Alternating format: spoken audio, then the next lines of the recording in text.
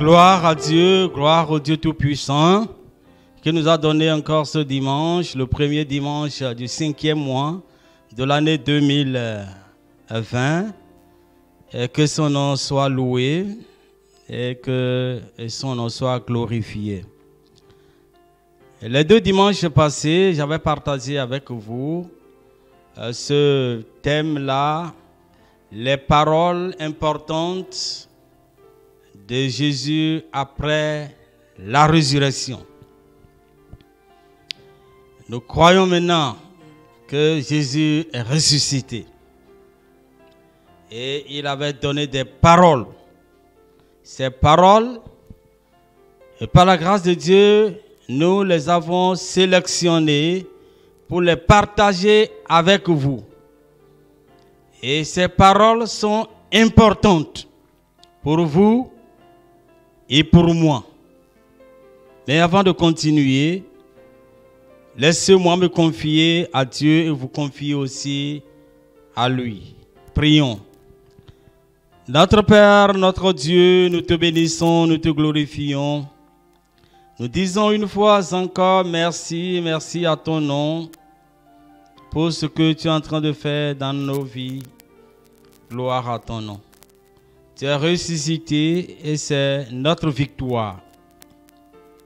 Nous croyons en ta résurrection parce que tu as dit, heureux ceux qui n'ont pas vu et qui ont cru. Nous n'avons pas vu, mais nous avons cru. Et nous voudrions continuer avec tes paroles édifiantes, tes paroles fortifiantes.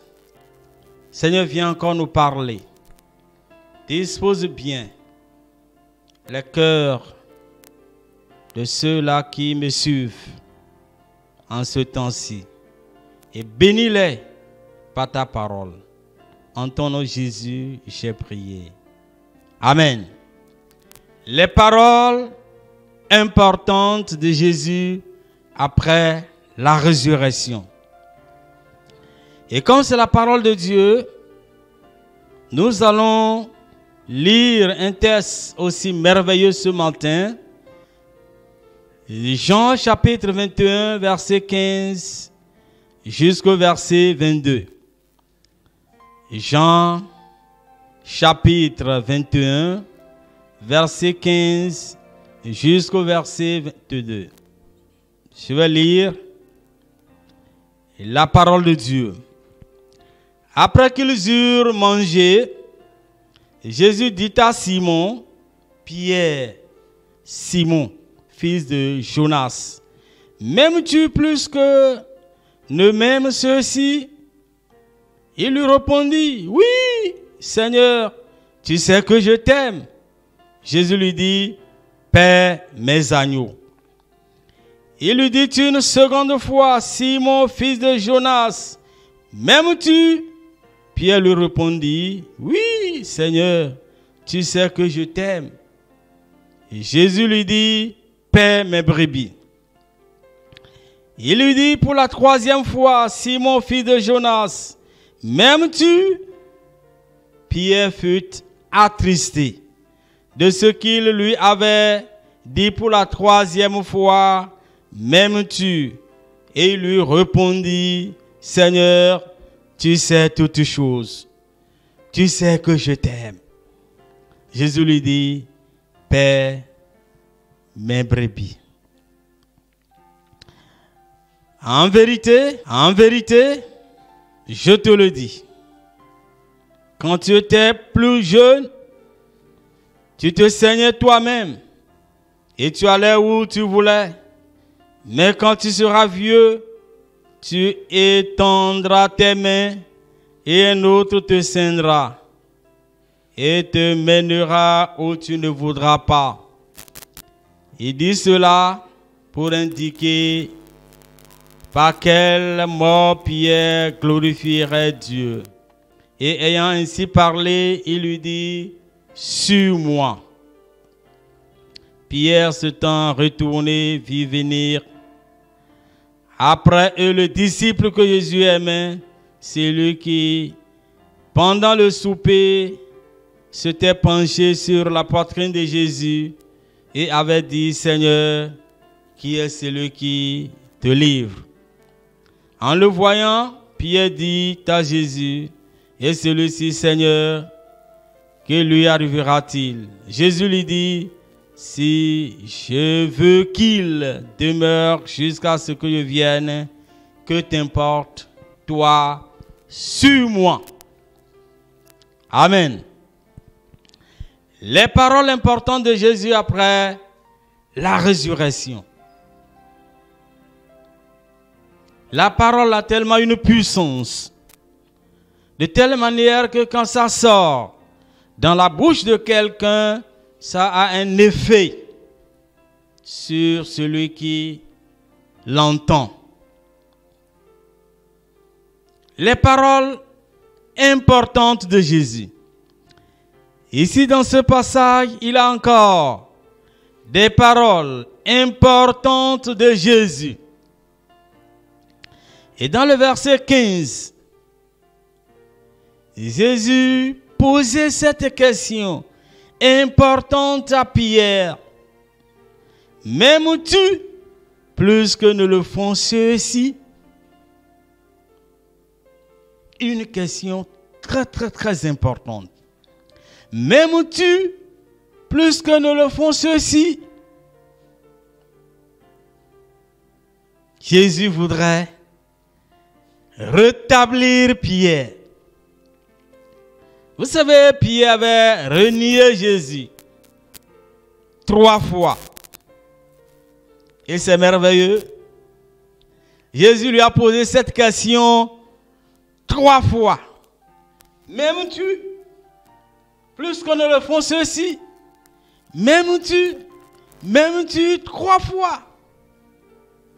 Parce que lui, il avait renié Jésus 3 fois.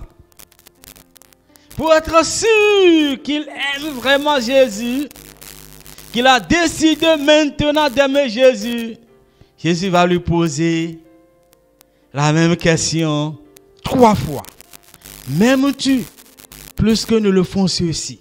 Le disciple, c'est celui qui aime Jésus. Thomas avait dit, mon Seigneur et mon Dieu.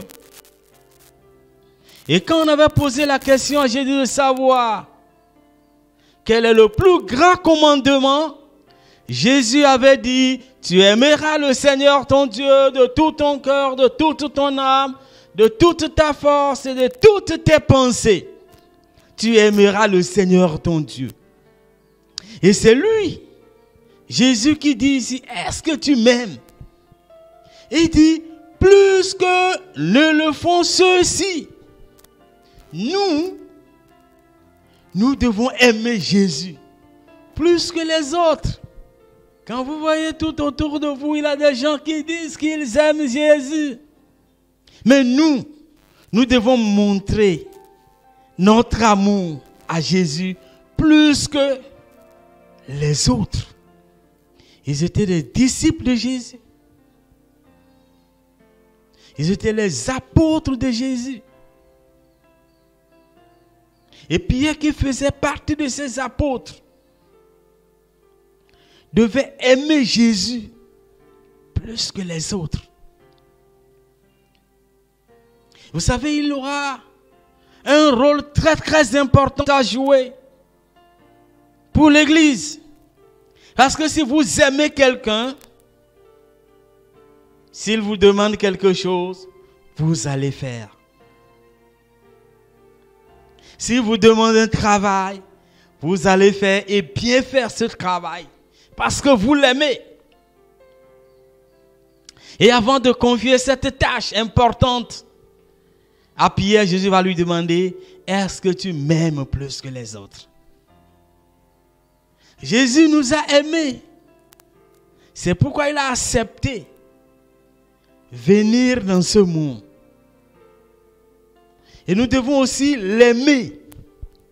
Parce que l'amour, si c'est seulement l'autre qui nous aime et nous ne l'aimons pas, c'est un problème. Et Jésus dit, est-ce que tu m'aimes? Moi, je te pose la même question. Est-ce que tu aimes Jésus? plus que les autres.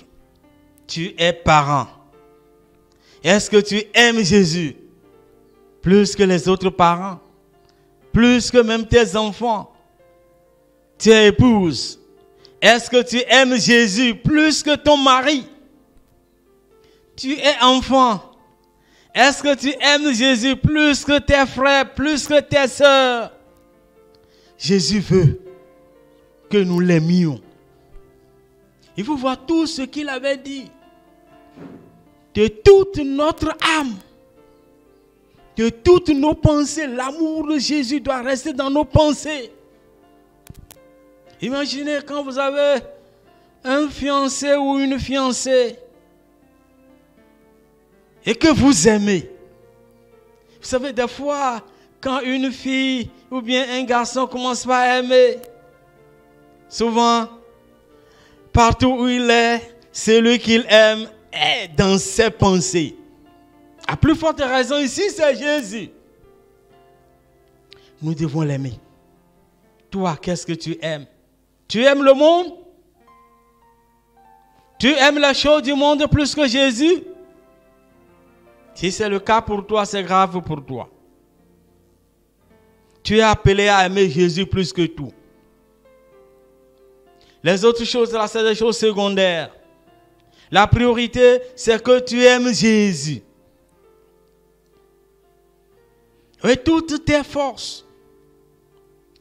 La force que tu as, tu dois t'en servir pour aimer Jésus. Jésus veut ça. Il avait posé cette question à Pierre. Et quand Pierre a répondu, il va lui confier la plus noble tâche. Et qu'il n'avait confié à personne en ce temps-là. Il lui avait dit pour la première fois, paie mes agneaux. Pour la seconde fois, paie mes brebis. Pour la troisième fois, paie mes brebis.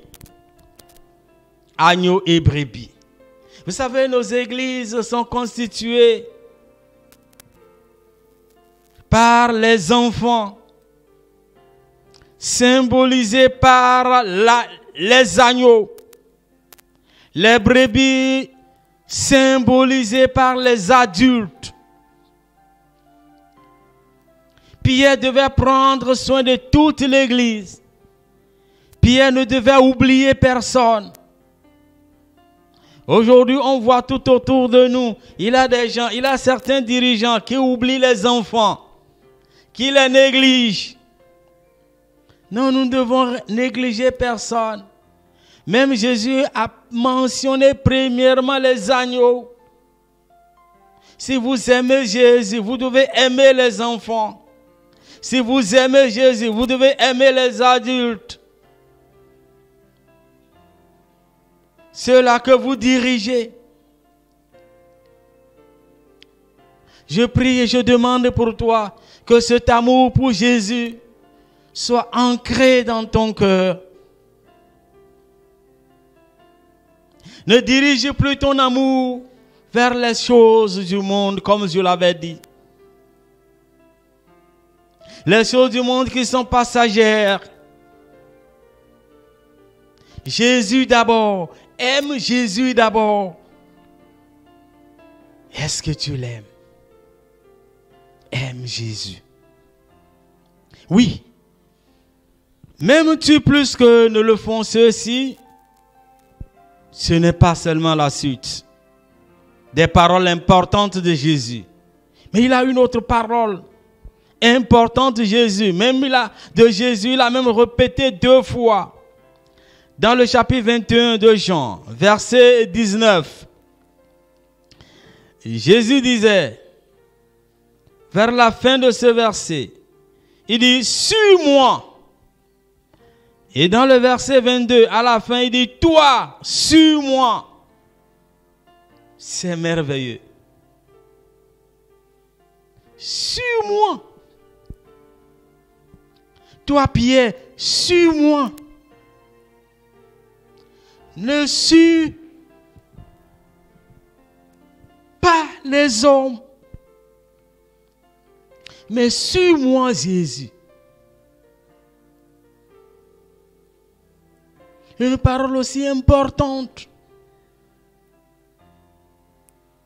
Nous sommes appelés à suivre Jésus. Et vous voyez, quand on dit suivre Jésus, ce qui veut dire que Jésus le Maître, il est devant nous. Et nous sommes derrière lui, nous le suivons.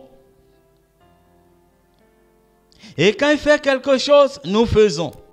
Quand il dit quelque chose, nous faisons ce qu'il a dit. Nous sommes comme ses serviteurs. Et nous marchons derrière lui. Et nous lui montrons, oui, c'est toi notre Seigneur. Et nous voudrions rester derrière toi. Vous savez, quand on reste derrière quelqu'un, on voit ce qu'il fait. Et même si on ne sait pas faire quelque chose, on le voit pour voir comment il va faire. Et puis on fait textuellement ce qu'il a fait. C'est pourquoi Paul disait, imitez-moi comme j'imite Jésus. Et là on devient les imitateurs de Jésus. Ceux-là qui imitent Jésus. Et vous savez, de l'autre côté, quand le berger est là, et les brebis le suivent, aucun loup, aucun lion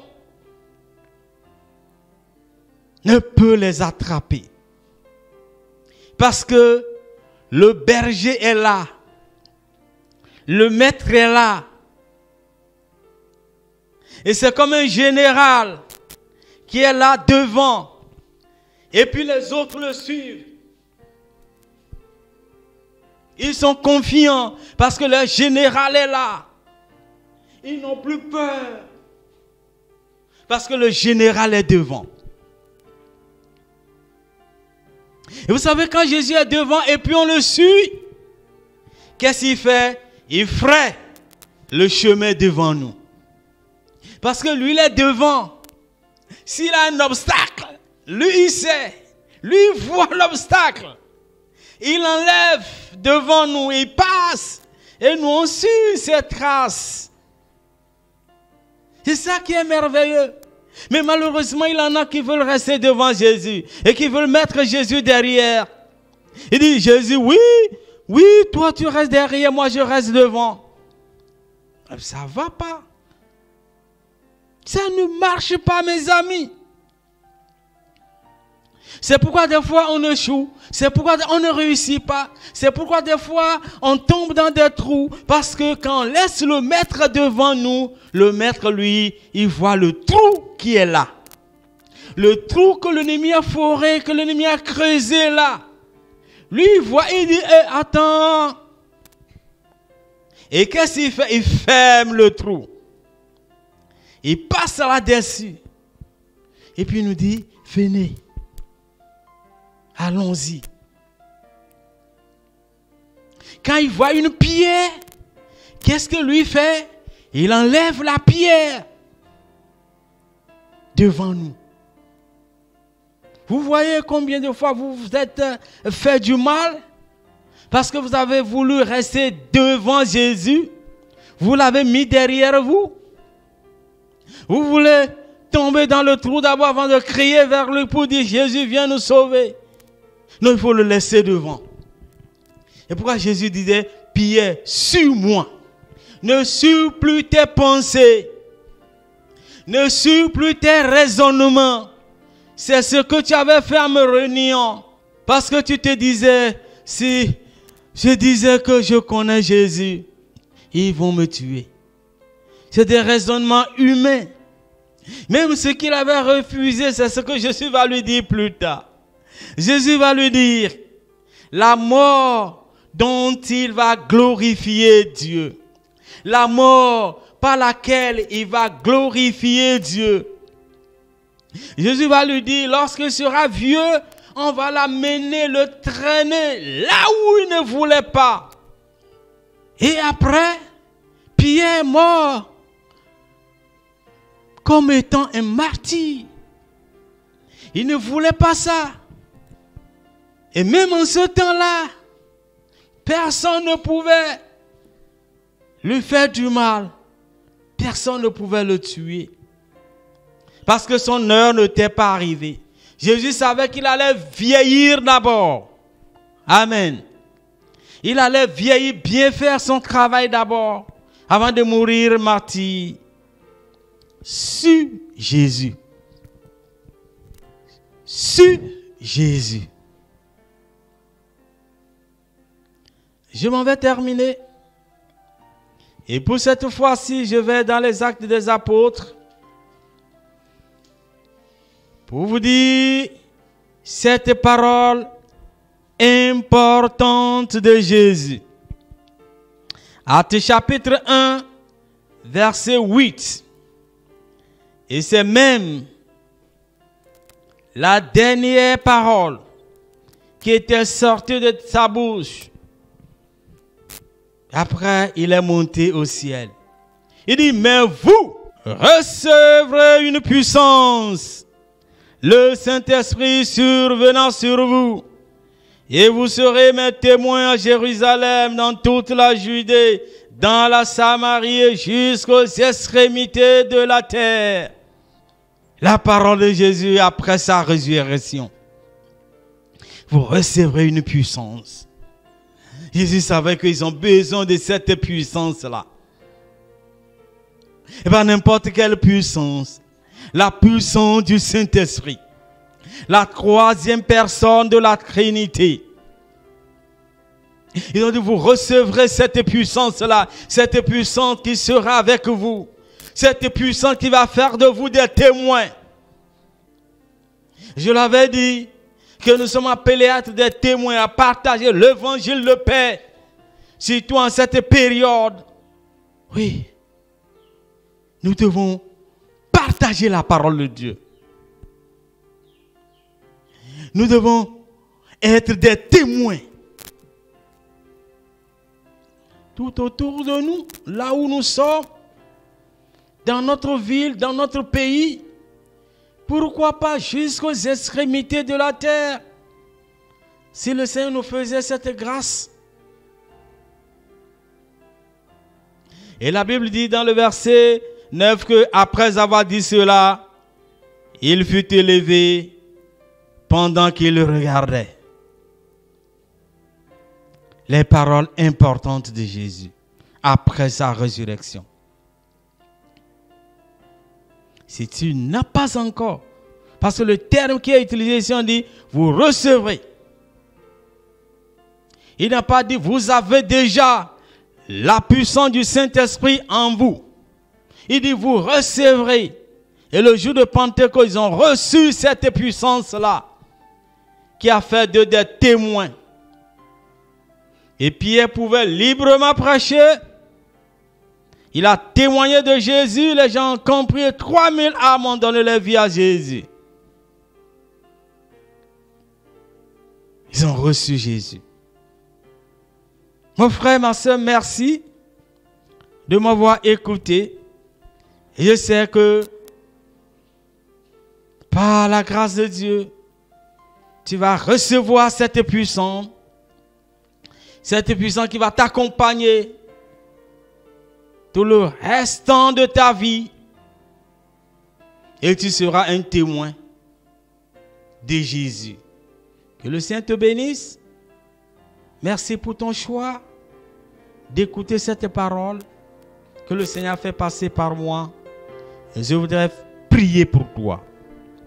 Mon Seigneur et mon Dieu, je te bénis avec cette parole importante que tu as prononcée après ta résurrection. Je te bénis de tout mon cœur et que nous puissions faire de ces paroles-là les nôtres et que nous puissions, Seigneur Jésus, garder ces paroles, comprendre la profondeur, la valeur, l'importance de ces paroles et que tu nous en bénisses. En ton nom, Jésus, j'ai prié. Amen. Merci et que le Seigneur vous bénisse. J'espère, je prie que par la grâce de Dieu et cette pandémie-là finisse pour que nous puissions retourner, prendre le chemin de nos lieux de culte. Amen.